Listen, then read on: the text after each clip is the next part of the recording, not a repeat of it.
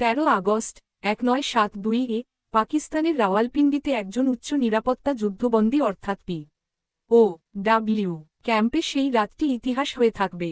এটি সেই শিবির যেখানে 1971 সালের ভারত-পাক যুদ্ধের পরে ভারতীয় বিমান বাহিনীর 12 জন পাইলটকে বন্দী করা হয়েছিল।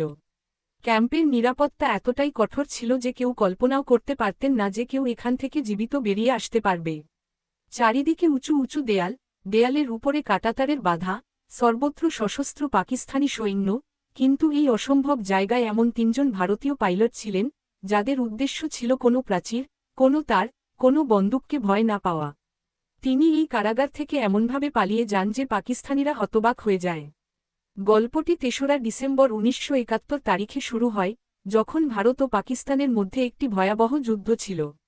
মাঠে ভারতীয় সেনাবাহিনী পাকিস্তানকে প্রতিটি ফ্রন্টে পিছনে ঠেলে দিচ্ছিল, কিন্তু আকাশের পরিস্থিতি এত সহজ ছিল না। পাকিস্তানের জাফরওয়াল শহরের কাছে একটি উঁচু ওয়াচটাওয়ার ভারতীয় বিমান বাহিনীর জন্য একটি বড় সমস্যা হয়ে দাঁড়িয়েছিল। সেখান থেকে পাকিস্তানি সেনাবাহিনী ভারতের গতিবিধির ওপর নজর রাখত এবং অনেক সময় ভারতীয় বিমানের ওপর নির্ভুল গোলাবর্ষণও করা হতো। এই ওয়াচ টাওয়ার ধ্বংস করার দায়িত্ব ভারতীয় বায়ুসেনার সাহসী পাইলট দিলীপ পারুলকরকে দেওয়া হয়েছিল। দিলীপ পারুলকর তার সাহসিকতা, শৃঙ্খলা এবং সাহসের জন্য পরিচিত ছিলেন। তিনি জানতেন যে মিশন সহজ নয়, কিন্তু দেশের জন্য এই ঝুঁকি নেওয়া প্রয়োজন।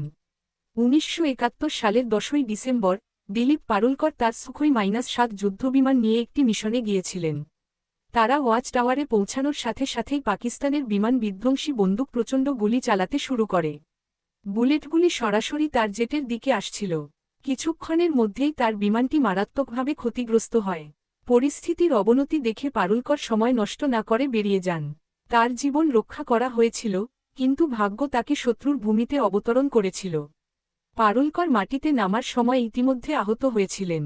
যন্ত্রণার সঙ্গে লড়াই করতে গিয়ে তিনি নিজেকে সামলাচ্ছিলেন যখন আশেপাশের পাকিস্তানিদের সাধারণ মানুষ সেখানে জড়ো হতে শুরু করে। বীর শত্রু, শত্রু চিৎকার করতে শুরু করে। কিছুক্ষণের মধ্যেই লোকজন তাকে মারধর করতে শুরু করে। তাদের জিনিসপত্র কেড়ে নেওয়া হয়েছে।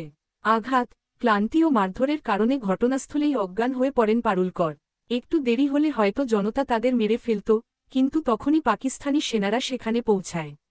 সৈন্যরা জনতাকে ছত্রভঙ্গ করে দেয় এবং বলে, এটি আমাদের জীবিত জন্য আরও উপকারী। এভাবেই মৃত্যুর মুখ থেকে দিলীপ পারুলকরকে বের করে হেফাজতে নেওয়া হয়।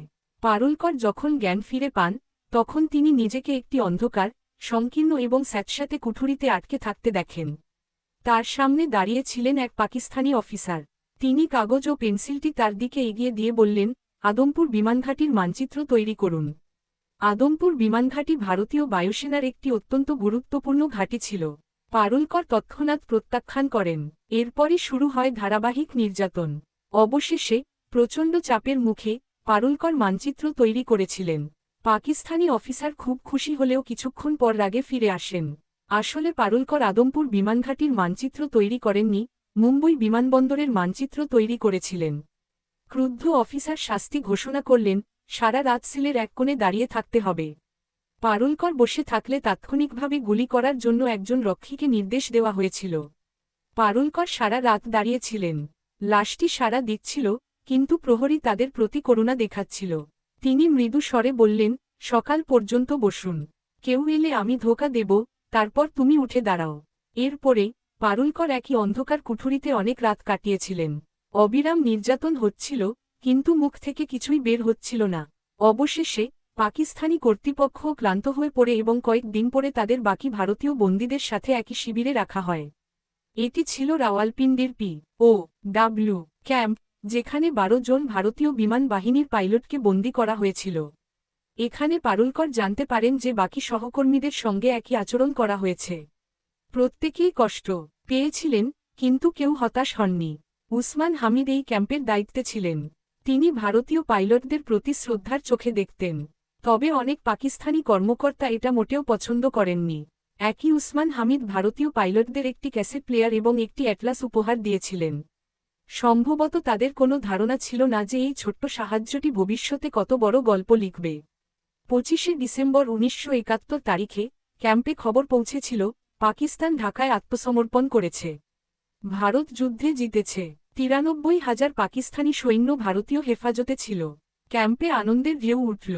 সবাই ভেবেছিল যে তিনি শীঘ্রই বাড়ি ফিরে আসবেন, কিন্তু দিলীপ পারুলকরের মন অন্য কথা বলছিল। তারা জানতেন যে বন্দীদের বিনিময়ে দীর্ঘ সময় লাগতে পারে।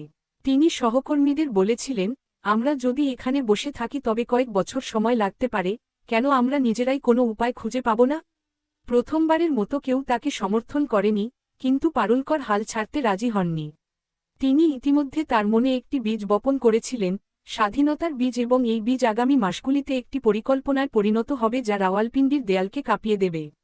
25শে ডিসেম্বর 1971-এর পরে রাওয়ালপিন্ডি পি.ও.ডব্লিউ. ক্যাম্পে এক অদ্ভুত নীরবতা বিরাজ করছিল। বাইরের জগতে যুদ্ধ শেষ হয়েছিল, তবে এই 12 জন ভারতীয় পাইলটের জন্য লড়াই এখনও আসতে বাকি। সবাই আশা করেছিল যে ভারত ও পাকিস্তানের মধ্যে যুদ্ধবন্দীদের বিনিময় শীঘ্রই হবে, কিন্তু দিনগুলি কেটে গেছে, কয়েক সপ্তাহ কেটে গেছে। কোনো সুনির্দিষ্ট খবর ছিল না। দিলীপ পারুলকর গভীরভাবে অনুভব করছিলেন যে সরকারের মধ্যে আলোচনায় অনেক সময় লাগতে পারে। তার মন মেনে নিতে প্রস্তুত ছিল না যে সে কেবল অপেক্ষা করে চলেছে। তাদের কাছে স্বাধীনতা মানেই নিজেরাই বাইরে বেরোনো। শুরুতে তিনি ভিন্ন পরিকল্পনার কথা ভেবেছিলেন। রাতে টয়লেটে যাওয়ার জন্য একজন সৈনিক তার সাথে গেলে তার বন্দুক ছিনিয়ে নিয়ে বের হওয়ার জন্য ঢাল বানিয়ে দেওয়ার পরিকল্পনা করা হয়। কিন্তু এই পথ ছিল খুবই ঝুঁকিপূর্ণ। অনেক চিন্তাভাবনার পরে পারুলকর নিজে থেকেই এই পরিকল্পনা পরিত্যাগ করেছিলেন। সময় কেটে গেল। কয়েক মাস কেটে গেলেও ভারত সরকারের পক্ষ থেকে কোনো নড়াচড়া হয়নি। এরই মধ্যে শিবিরে হতাশা বাড়তে শুরু করে। এরপর পারুলকর আবার তার সহকর্মীদের সঙ্গে কথা বলেন। এবার এগিয়ে এলেন এম.এস. গ্রেওয়াল ও হরিশ সিং। তিনজন সিদ্ধান্ত নিয়েছিলেন যে ভাগ্য যদি তাদের সুযোগ দেয় তবে তারা অবশ্যই এটি ব্যবহার করবে।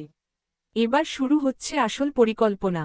প্রথমত, তিনি ক্যাম্পের দায়িত্বে থাকা ওসমান হাদিদের দেওয়া মানচিত্রটি মনোযোগ সহকারে পড়তে শুরু করলেন। সারা রাত তিনি মানচিত্রের দিকে তাকাতেন, পথগুলি বুঝতে পেরেছিলেন এবং সম্ভাবনাগুলি অন্বেষণ করতেন। পরিকল্পনাটি পরিষ্কার ছিল। কারাগার থেকে বের হওয়ার পর সরাসরি ভারত পাকিস্তান সীমান্তে যাওয়া খুবই বিপজ্জনক ছিল, কারণ যুদ্ধের পর সেখানে নিরাপত্তা ব্যবস্থা ছিল খুবই কঠোর।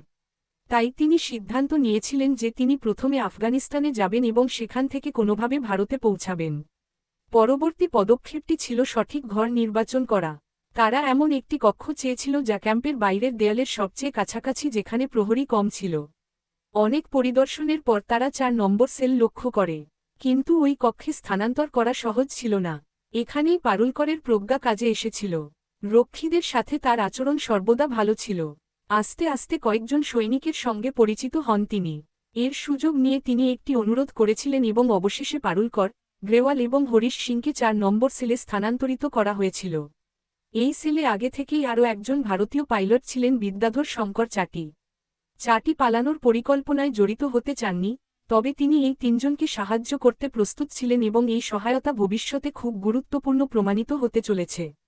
এখন আসল চ্যালেঞ্জ ছিল দেয়ালে সুড়ঙ্গ করা। সেল প্রাচীরটি প্রায় 18 ইঞ্চি পুরু ছিল।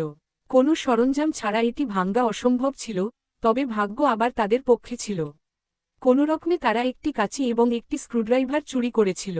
প্রতি রাত দুপুর 12টা থেকে দুপুর রাত 1টা পর্যন্ত বিছানার নিচে গিয়ে কাজ শুরু হতো। একজন প্রাচীর ভেদ দিয়ে ছুটে যেত, বাকি 3 জন পাহারা দিত। দেয়াল থেকে বেরিয়ে আসা মাটি এবং সিমেন্ট বিছানার নিচে লুকিয়ে থাকত।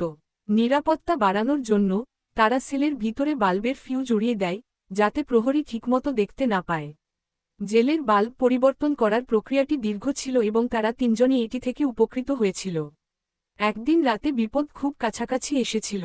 একজন প্রহরী বাইরে থেকে উকি দিয়ে ভাবল যে সেলে মাত্র 3 জন পাইলট রয়েছে, যখন হরিশ সিং সেই সময় বিছানার নিচে ছিলেন। প্রহরী ডাকল, কিন্তু 3 জন ঘুমিয়ে থাকার ভান করল। প্রহরী পালিয়ে গিয়ে ইনচার্জ উসমান হামিদকে ডাকতে গেল। সেই মুহূর্তে সিংজি চুপচাপ বেরিয়ে এসে শুয়ে পড়েন। উসমান হামিদ এসে 4 পাইলটকে দেখে নিজেই গার্ডকে ধমক দেন। দিন কেটে গেল। সপ্তাহগুলি মাসে পরিণত হয়েছিল। দেয়ালের ইট থেকে সিমেন্ট সরিয়ে ফেলা হতো, তারপর ইটগুলি একইভাবে আবার রাখা হতো। বাইরে থেকে সবকিছু স্বাভাবিক মনে হচ্ছিল। একই সঙ্গে পালিয়ে যাওয়ার পরের প্রস্তুতি নিতে শুরু করেন তারা। প্রতিটি বন্দী প্রতি মাসে 57 টাকা পেত। এই টাকা দিয়ে 3 জন শুকনো ফল, কনডেন্সড মিল্ক ও নিত্যপ্রয়োজনীয় জিনিসপত্র সংগ্রহ করেন। তিনি জানতেন যে কারাগার থেকে বেরিয়ে আসার পরে জীবন আরও কঠিন হতে চলেছে। দিকনির্দেশনা জানার জন্য তাদের একটি কম্পাসের প্রয়োজন ছিল। ক্যাসেট প্লেয়ারের চুম্বক ও সুই সেলাইয়ের কাপড় দিয়ে জুগাডু কম্পাস তৈরি করেন তিনি। পারুলকার বাড়ি থেকে যে পোশাক পেয়েছিলেন তা জেলের টেলারকে টাকা দেওয়া হয়েছিল এবং তিনজনের জন্য পাঠানি স্যুট তৈরি করা হয়েছিল যাতে তারা বাইরে আসার পরে সাধারণ মানুষের সাথে মিশতে পারে। ধীরে ধীরে দেয়ালের ছিদ্রটি এতটাই বড় হয়ে ওঠে যে একজন ব্যক্তি এটি থেকে বের হতে পারে। শেষ স্তরটি, যা কেবল প্লাস্টার ছিল, ইচ্ছাকৃতভাবে রেখে দেওয়া হয়েছিল যাতে এটি পালানোর রাতে সহজেই ভেঙে যায়। ১৩ আগস্ট ১৯৭২ এর রাতে রাওয়ালপিন্ডি যুদ্ধবন্দী শিবিরকে কালো মেঘ ঢেকে রেখেছিল। প্রচণ্ড বাতাস ছিল এবং অল্প সময়ের মধ্যে মুষলধারে বৃষ্টি শুরু হয়েছিল। এই রাতের জন্য দিলীপ পারুলকর, এম.এস. গ্রেওয়াল এবং হরিশ সিংজি মাসের পর মাস অপেক্ষা করছিলেন। তিনজন তাদের পাঠানি স্যুট পরেছিলেন, শুকনো ফল, কনডেন্সড মিল্ক, জুগারের তৈরি একটি কম্পাস এবং কয়েক টাকা বহন করেছিলেন। যাওয়ার আগে তিনি তার সঙ্গী বিদ্যাধর শঙ্কর চটিকে জড়িয়ে ধরেন। এবার শেষ ধাপ বাকি আছে। পারুলকর আস্তে আস্তে প্রাচীরের শেষ স্তরটি ভেঙে ফেললেন। বৃষ্টির কারণে আওয়াজ বাইরে যায়নি। একে একে তিনজন সেই সরু গর্ত থেকে বেরিয়ে এলো। বাইরে এসে দেখেন দেয়ালের কাছে খাটে ঘুমিয়ে আছেন এক পাকিস্তানি রক্ষী। তিনজন সোজা দেয়ালের দিকে ছুটে গেল। কিছু কাপড় বেঁধে তারা একটি দড়ি তৈরি করে, এটি ছুঁড়ে ফেলে দেয়ালের কাঁটাতারের উপর আটকে দেয়। প্রথমে পারুলকর, তারপর গ্রেওয়াল এবং সবশেষে হরিশ সিংজি প্রাচীর পেরিয়ে ওপারে নেমে যান। এখন তিনি কারাগার থেকে বেরিয়ে এসেছেন, কিন্তু আসল লড়াই শুরু হতে চলেছে। তিনজন ছুটে যান বাসস্ট্যান্ডে। ভাগ্য ছিল তাদের পক্ষে, তারা পেশোয়ারের জন্য একটি বাস পেয়েছিল। সারা রাত ভ্রমণ করার পরে তিনি সকাল সকাল ৬টার দিকে পেশোয়ারে পৌঁছেছিলেন। এখানে সবচেয়ে বড় হুমকি ছিল পরিচয়। যদি তাদের কলমা পড়তে বলা হয় বা কোনো মেডিকেল চেক করা হতো, তাড়াতাড়ি ধরা পড়ত। অতএব তিনজন নিজেকে খ্রিস্টান হিসাবে পরিচয় দেওয়ার সিদ্ধান্ত নিয়েছিলেন। পেশোয়ার থেকে তিনি অন্য একটি লোকাল বাসে চড়ে সকাল ৯:৩০টার দিকে লান্ডি কোটালে পৌঁছেছিলেন। অন্যদিকে সকাল সকাল ১১টায় রাওয়ালপিন্ডির যুদ্ধ শিবিরে হঠাৎ আলোড়ন শুরু হয়েছিল। পাকিস্তানি রক্ষীরা জানতে পেরেছিলেন যে ৩ ভারতীয় পাইলট পালিয়ে গেছেন। রক্ষীরা যখন তাদের সেলে এসে দেয়ালের বড় ছিদ্র দেখে সবাই এক মুহূর্তের জন্য হতবাক হয়ে গেল। কেউ বিশ্বাস করতে পারছিল না যে এত কড়া নিরাপত্তা সত্ত্বেও এই অসম্ভব কাজটি করা হয়েছে। প্রহরীরা রাগে রেগে গেল। তারা মনে করেন, ঊর্ধ্বতন আধিকারিকরা যদি সত্যিটা জানতে পারেন, তাহলে তাদের শাস্তি হবে। এই রাগ ও ভয়ে তিনি ভেবেছিলেন যে বিদ্যাধর শঙ্কর চাটি, যিনি এই তিনজনকে সাহায্য করেছিলেন, তাকে গুলি করে হত্যা করা উচিত। এরপর সিনিয়রদের জানানো হয়, চাটিও পালানোর চেষ্টা করছে, তাই তাকে হত্যা করতে বাধ্য করা হয়। তবে ঊর্ধ্বতন কর্মকর্তারা শীঘ্রই পরিষ্কার তথ্য পেয়েছিলেন যে কতজন বন্দী আসলে পালিয়ে গেছে। এ কারণে রক্ষীরা চাটিকে হত্যা করার সাহস পায়নি। অন্যদিকে জেল থেকে পালিয়ে আসা ৩ পাইলটের সামনে পরের সবচেয়ে বড় চ্যালেঞ্জ ছিল। এখন তাদের আফগানিস্তানে প্রবেশের জন্য সেখান থেকে মাত্র ৫ কিলোমিটার দূরে তোরখাম সীমান্ত অতিক্রম করতে হয়েছিল। দূরত্ব কম ছিল, কিন্তু সবচাইতে বড় সমস্যা ছিল যে তারা পথ জানতেন না। তিনি অ্যাটলাসে লক্ষ্য করেছিলেন যে তোরখাম সীমান্তের কাছে একটি জায়গা দেখানো হয়েছে, লুন্ডি খানা রেলওয়ে স্টেশন। মানচিত্র অনুসারে তারা যদি সেখানে পৌঁছাত তবে সেখান দিয়ে তোরখাম সীমান্তে যাওয়া সহজ হতো। কিন্তু তারা যা জানত না তা এই মানচিত্রটি খুব পুরানো ছিল এবং ল্যান্ডি খানা রেলওয়ে স্টেশনটি ইতিমধ্যে ১৯৩২ সালে বন্ধ হয়ে গিয়েছিল। তিনজন একটি চায়ের দোকানে পৌঁছে সেখানে দাঁড়িয়ে থাকা এক ব্যক্তিকে জিজ্ঞাসা করলেন, আপনি কিভাবে লন্ডি খেতে যাবেন? এ কথা শুনে আশেপাশের লোকজন তার দিকে তাকাতে শুরু করে।